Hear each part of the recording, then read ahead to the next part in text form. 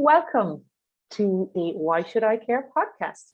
I'm Elisa Lynch, and this is... I'm Danbury.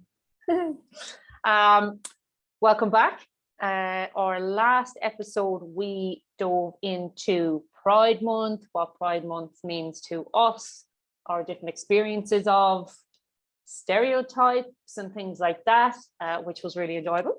Mm-hmm. And then at the end, we spoke about how this, I suppose, ties into workplaces and us being in the caring profession, health and safety, well-being, all of that jazz. We wanted to talk a bit about, I suppose, psychological safety, psychological health and safety, and yeah, I guess what companies can do between now and next year to not look like a dick next year when you put up your pride flag on your logo. And I ask you, okay, so what have you been up to for the last year since last Pride?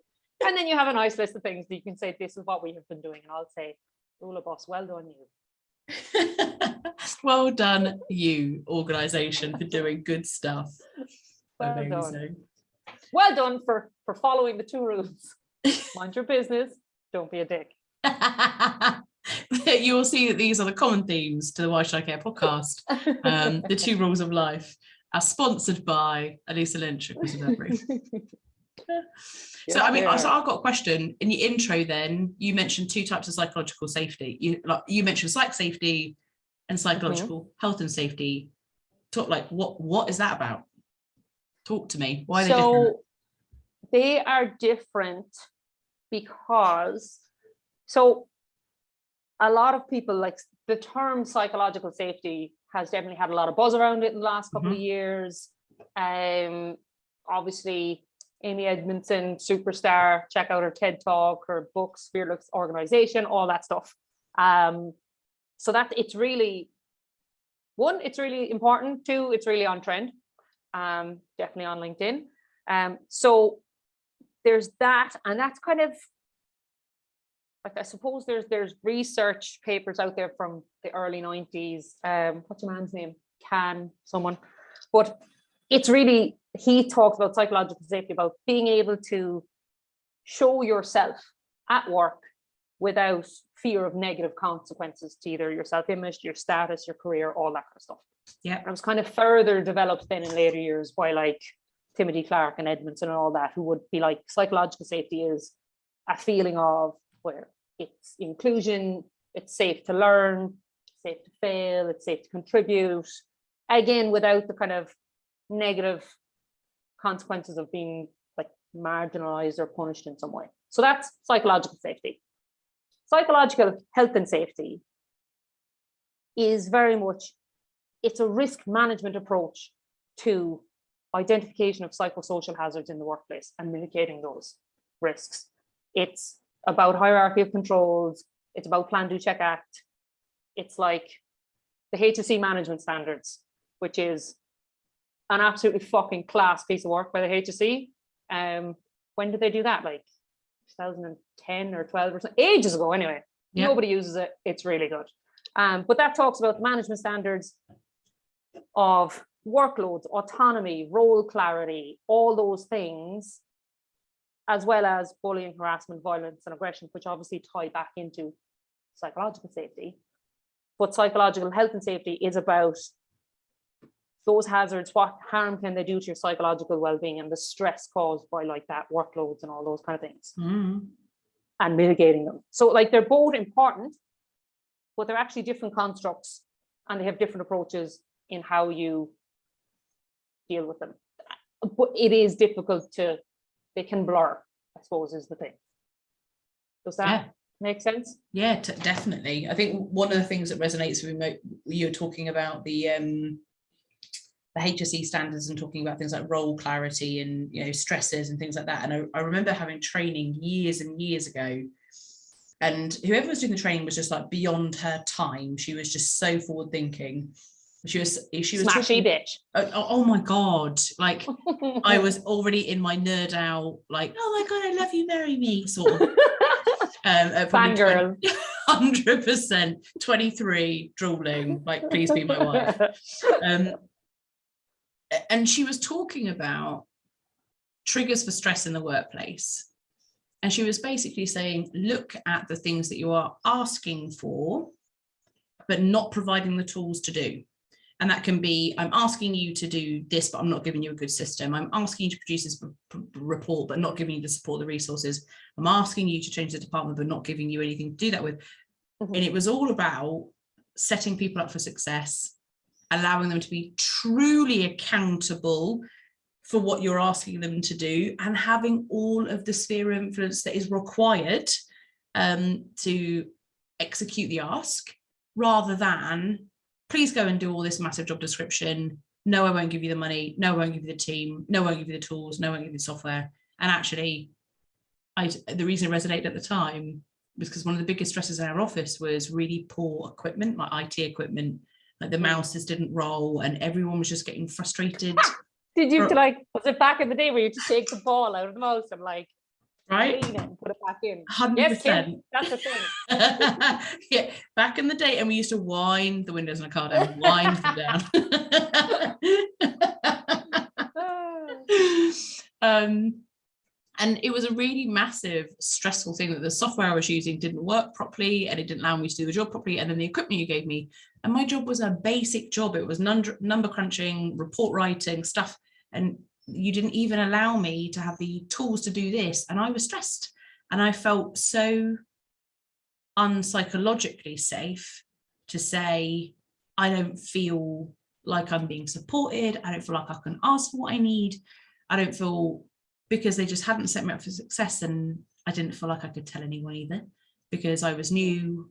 I'd come from an engineering background. I was on the tools before that. Maybe this was about me and not them. And when she was talking about setting people up for success, she also said about the ability for people to say to you, I don't have what I need. And it was just like, oh, yes, I hope everyone else in the room is just like, this is insightful, because I was sort of living it as the junior. So yeah, massively resonates with me. Yeah. Good.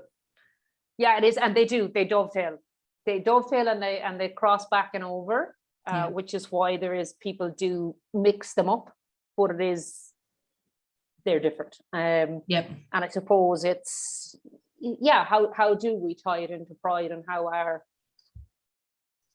are people creating psychologically safe workspaces? Is there anything you want to kind of jump in on that? I suppose I'm thinking about the psych safety piece. It's really interesting. I did a podcast at work recently, and it was called Brave Spaces. I think it was called Brave Spaces, and they really championed having. This was so interesting. So this is not just about somebody talking about their experience in being brave. The idea was that the audience could ask the questions they didn't feel like they could ask anywhere. And it was about biphobia and transphobia. This topic was, and homophobia. And we had, I don't know, sort of 30 people come on. And people were asking, and the whole premise was, we're going to talk about a lived experience. We're going to kind of validate our presence there and our ability to answer your question. And then the whole idea was, you have a space to ask the question, and we might educate you, and we might say, actually, that's not this question hurts our feelings, because we'll take you on the journey. But the idea is we can all just support each other in that. And I thought that was pretty mind-blowing as an approach, because those people that living in that sort of ignorant space, how do they not become, how do they sort of bring themselves out of it when every time they ask a question it's offensive and everyone gets angry? So yay for the internal approach, magical. Yeah. And I'll tell you how wonderful it was. Somebody asked a question about, it was roughly around, are you scared?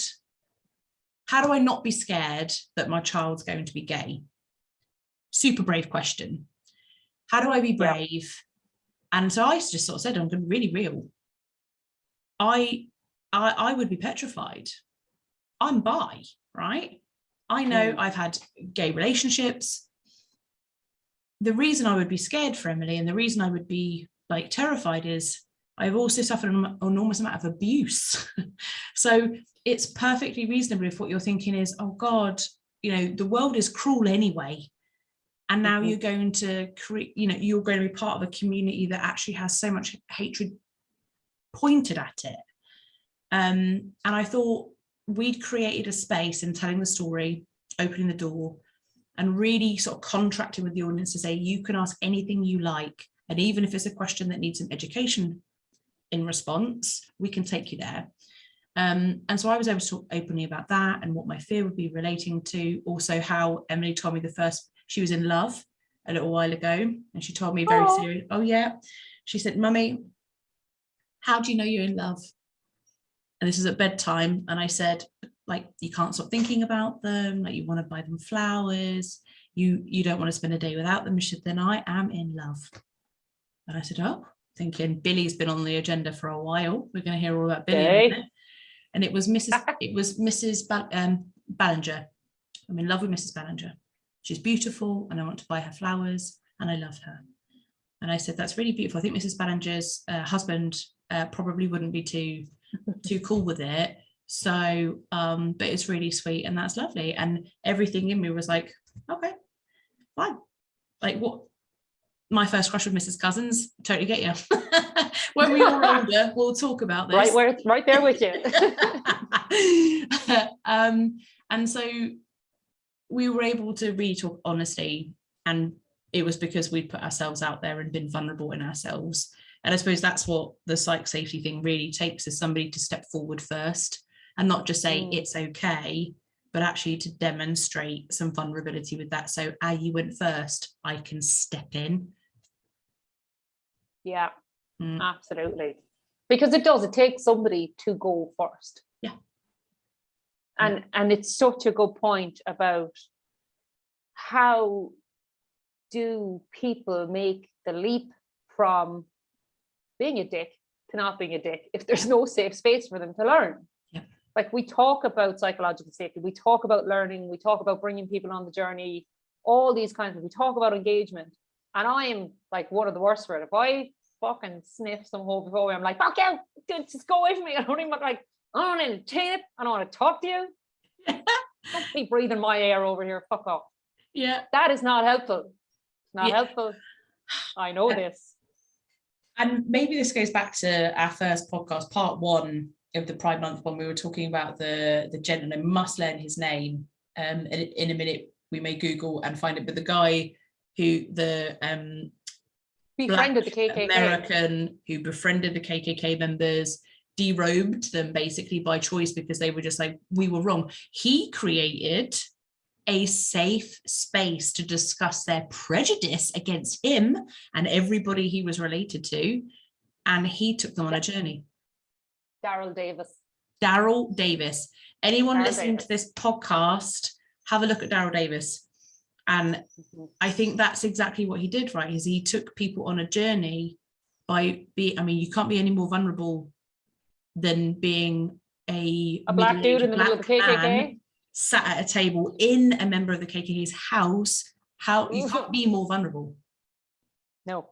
And then welcomed those questions, wanted them because he was educating them. So I think maybe we hit on something that's missing. Is the rule 1, don't be a dick, actually requires you not to mind your own business. It requires you to come in and ask a question. Right. But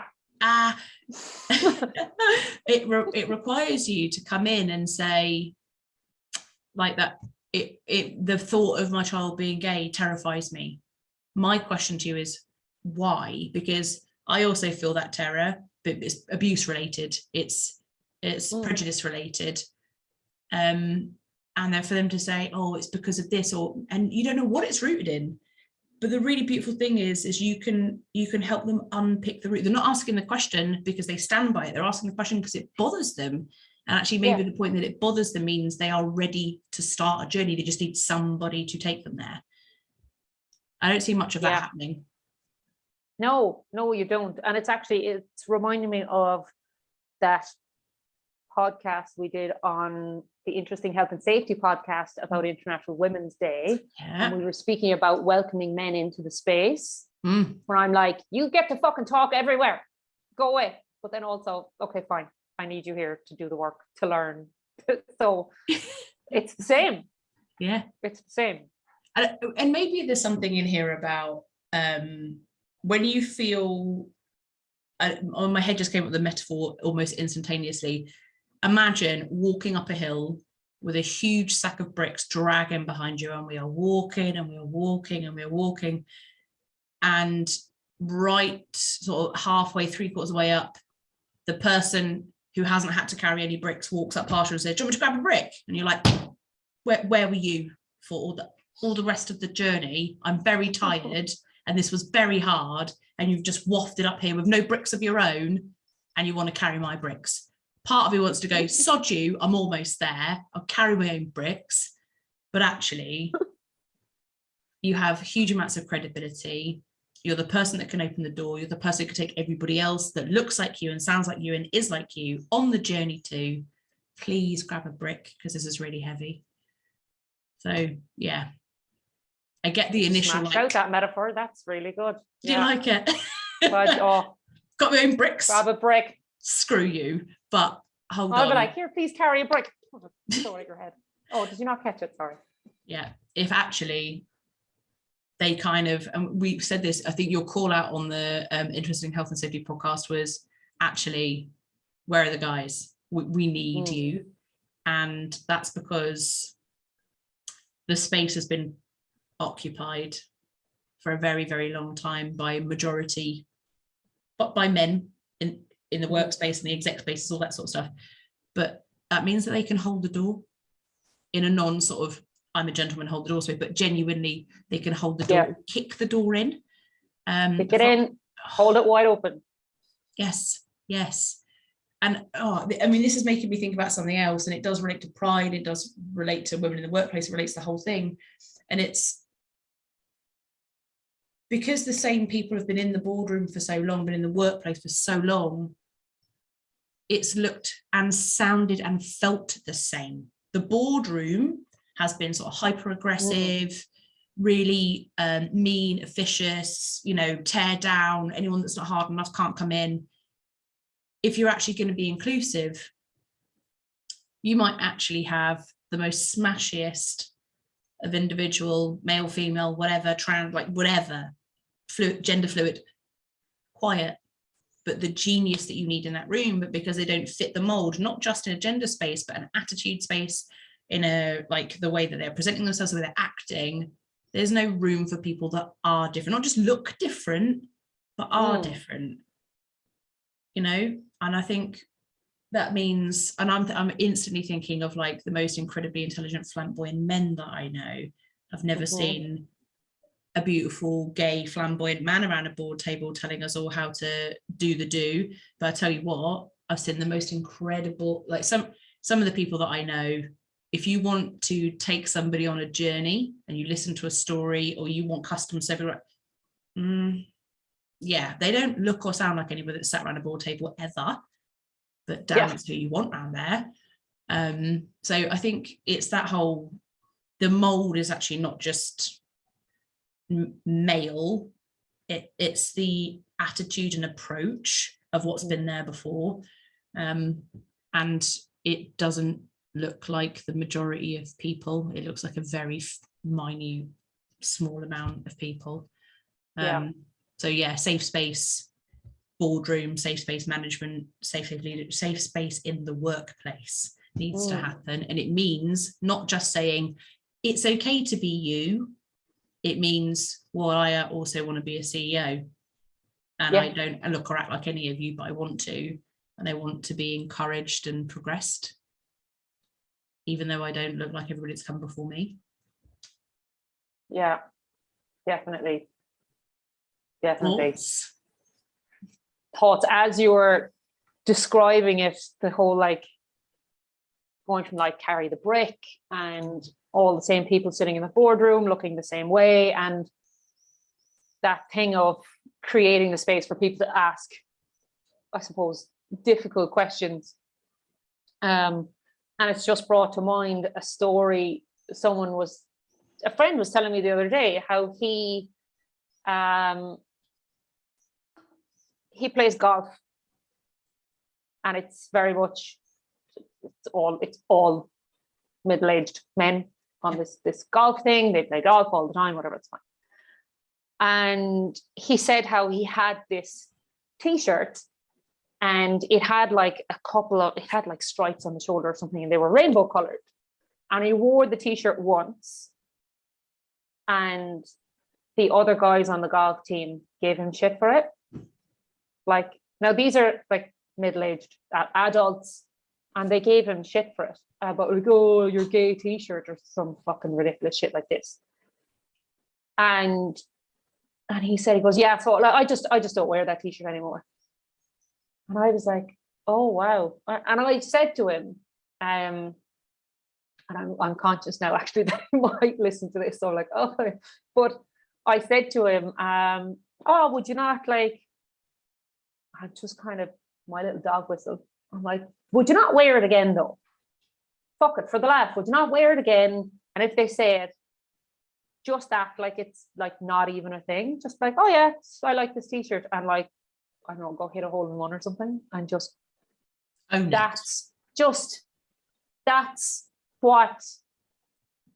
a little teeny bit of allyship that you could do. That is like, it's so almost insignificant, but it's not, because clearly fucking nobody in that group is going to be talking inclusively or anything like that. But I was like, there could be a gay man in that group. Yes. Like, oh my God, please, somebody wear the T-shirt and make it out like it's not a big deal, because it's not. Because it's not. It's not. So yeah. So friend, if you're listening, wear the T-shirt, report back. Please wear the T-shirt. Please wear the T-shirt. Yeah. Yeah. I think I use this phrase all the time, that it's tolerance is the same as permission. And it was particularly, and I know I've told you all about this, but it was particularly around a lady that lives near here who walked past me in the doorway one day and had no idea that she was incredibly racist, and she'd made a comment about somebody on the street, and before I knew it, she was gone. And it was so offensive that I was like, I cannot tolerate it. And therefore, like, I was part of a friendship group, and I've been completely alienated from the friendship group because I won't tolerate the racism. I will not tolerate it. Simple as that. And I feel like being tolerant of something is the same as somebody saying something and then thinking nothing bad happened, so I can say that in all the other places because nothing bad keeps happening to me. So tolerance is permission. But I also don't think it's enough, and it ties back to pride, because phobia, whether it's, you know, racism, homophobia, transphobia, whatever it is, it's actually not enough to just be like, well, I'm not. No, I'm not anti.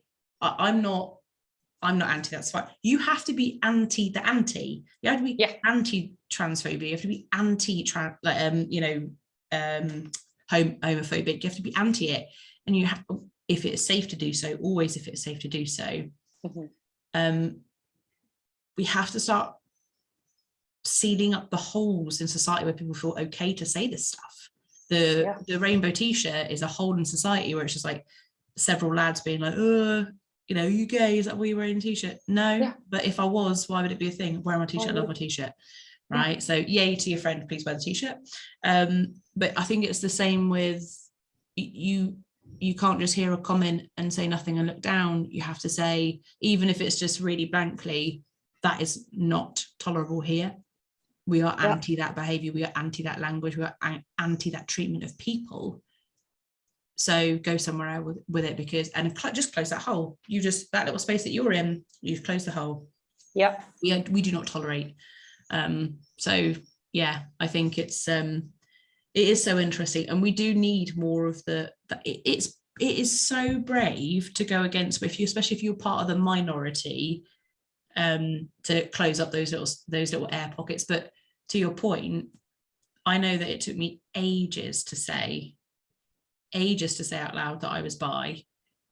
And I know, you know, I referenced in the last one, Knocking Knees Laura, right? to imagine her listening to spaces where people were being homophobic and people were like, we don't tolerate that actually, because this is a safe space for anybody that loves anybody. We don't care. We don't tolerate homophobia. Just for her to know that it might not be safe for her to be out at home, but the world is getting safer for her. It's those little things. So yeah, I love that point. Absolutely love that point. Yeah, definitely. So your health and safety, you said psych safety and then health and then psychological health and safety. How do you, I know that the last podcast like triggered you thinking about that in terms of Pride Month, like how do you think they all link together? Is that part of the stuff that we were talking about, or is there more? I suppose there's more. It's tying it back to Pride Month, it's almost like doing an audit of your workplace. But it's doing an audit. But I had something written down from this was good. So it's doing an audit of your workplace, but it's not, the thing is, it's kind of not tangible. So it's not like your usual audits where you take out all your policies and procedures. Well, also that, yes, you need to, because fuck me, if you don't have like inclusive policies, lads, we've so much work to be doing. Room, like the basics, right? Yeah. Basics. The don't be a dick policy must be firmly in place on the wall. Everyone must be acutely aware of it. But I was on a webinar the other day with Nippon and it was about the rituals of risk management. It was fascinating. But he was talking about what are the words that are being repeated. And it's just come into my mind now of do an audit on your workplace. What are the words that are being repeated? What is it that people are saying? And go after those words. Love that. Go after them. And those will lead you to people's attitudes, what's being tolerated, what's not being tolerated, where the allies are, where the fucking allies are not, where they need to be getting in there. And then it's like you say, start creating the space to allow the learning to happen. Because also I know there's always allergic reactions around. So it's like, hey, sorry, you can't say that, that's not tolerated anymore. Oh, can't say anything anymore. It's like, what the fuck do you want to say? It's like, because that's my reaction is, what is it that you want to say? Because believe me, if you feel like you can't say it, you shouldn't be saying it. However, I know that is not the right response. I know. My allergic reaction doesn't create a safe space for a journey. Exactly. I'm not bringing anyone on a journey with that attitude. So shoot them down. But yeah, the minute I hear can't say anything anymore, I'm like, oh, please tell me what it is that you want to say. I saw that said by a psychologist actually, that the minute someone says we can't say anything anymore, your quip, especially if you were the target of that comment, should be, what is it that you feel like you can't say? Yeah. Great question. But again, it's creating the space for learning, creating that breathing room. And like that podcast that or that workshop that you were part of, that Brave Spaces, is creating that breathing room. It's like, okay, let's just pause and learn. Do you know what I learned a lot by, there was a parent on there, and I obviously can't talk about anything to do with I'm not trans, I don't have any trans friends, and there was the question about, because it was transphobia as well, and the lady that I was on with, she had, I think, a trans partner from memory. And then basically there was a question came up and I said, oh, I can't talk about it. Oh yeah, and the other host couldn't either. That was right. She was gender fluid.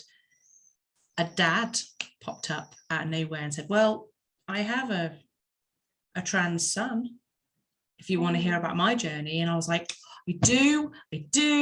Tell me all about it. And he spoke about some incredible stuff, including the journey, and this is again about creating the safe space for him as a father, to talk about, he said, and that he was talking about the process of changing names.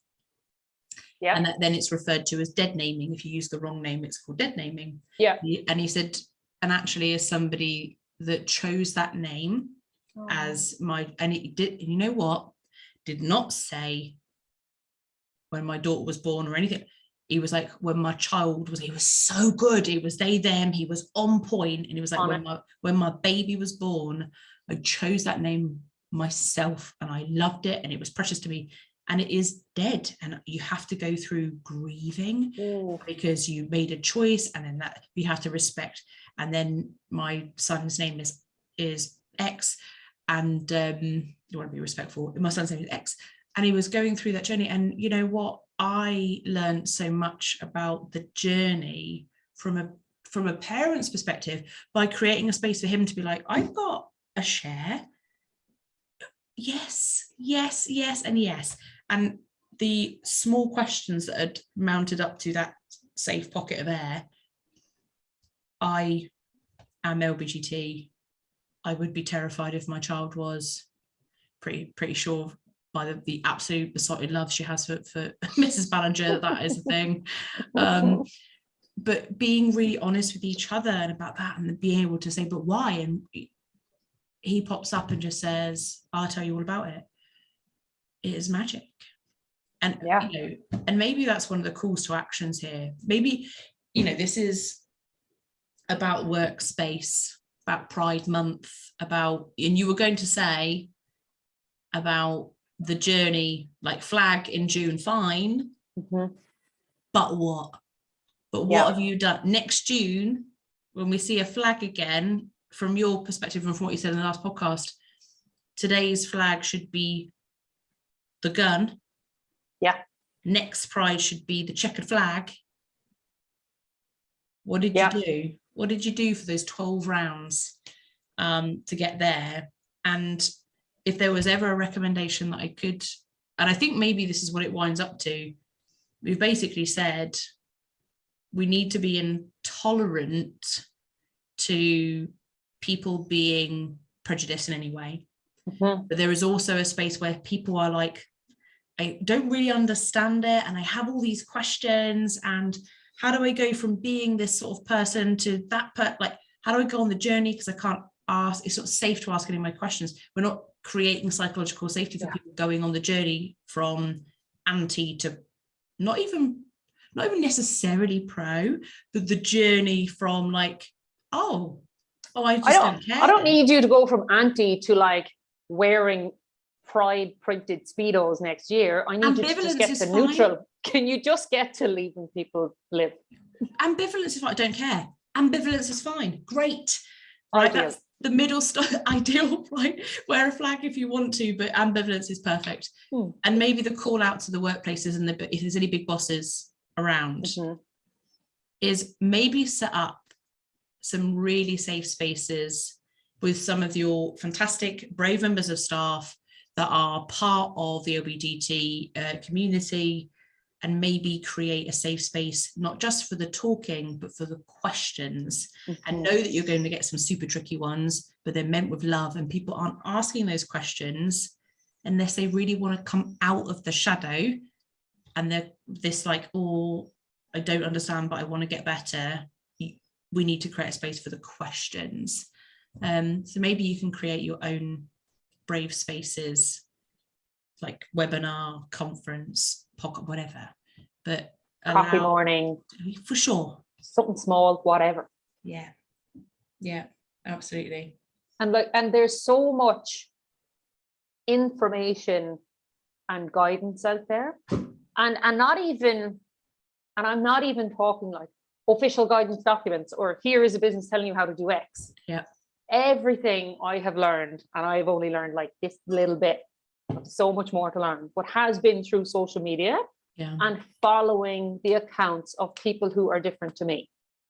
So it's like follow gay people, follow trans people, follow non-binary people, follow people who have a different experience, listen to their experience, shut your mouth and listen to it and take it in and go, that's interesting. It's different to mine, and that's okay. Yeah. And so that's like, I would say, like, personally on your own personal social media, seek them out. On Instagram's a friendlier place, guys. Twitter Hashtag other social media platforms are available. Yeah, but Instagram's quite a bit more love and fuzzy than Twitter can be a fucking hot mess. But still some great activists on there you can follow. And then LinkedIn, the one that immediately springs to mind is Lily Zeng. Hope I'm saying their surname right. It's Zheng. Right. Diversity, equity, inclusion strategist, consultant, all that jazz. But they put out posts that I kind of go, yeah, I think I have a fair handle on this kind of diversity stuff, da da da. And then they'll put up a post and I'm like, oh God, right, I need to go and sit with that and understand and then read it some more. And all the commentary, they've got a great community on there. The comments are rich with learning there as well. So get stuck in, audit your stuff, follow the words that are being repeated in your workplace. Yeah. Listen, that whole the lived experience thing, want to just like the lived experience and the listen to understand, not respond. You don't need to respond. You can just listen to understand. The most valuable thing that I think you can ever do. Form your questions later, reflect, sleep on it. Sleep on it. Sleep on it. So love it. Absolutely love it. Well, I think this has been a really, really fruitful Why Should I Care? And I hope that all the listeners out there have taken something from this. And maybe you've listened to understand, which is fabulous. Maybe you've taken something away and going to go and create something. Maybe you're going to go and listen to somebody that doesn't look or sound or is like you. And if so, major props. And maybe we missed something massive or put our fucking foot in it. Yeah. Hit us up, find us on LinkedIn, drop us DM, learning. Yes, caveat. Yeah, absolutely. And I think that was one of the things when I did the equality podcast with James McPherson. He kills me for saying McPherson. It is trying to have a positive conversation, but we are in a brave space too. And one, as Elisa said, could not be more open to being corrected. If we said something that offends you, hurts your feelings, whatever, and you need to teach us something, we are open to it in a big way. But we hope this has been enlightening and helpful. And join us for the next episode of Why Should I Care? Woo. Thanks for joining us, guys. Bye. Bye.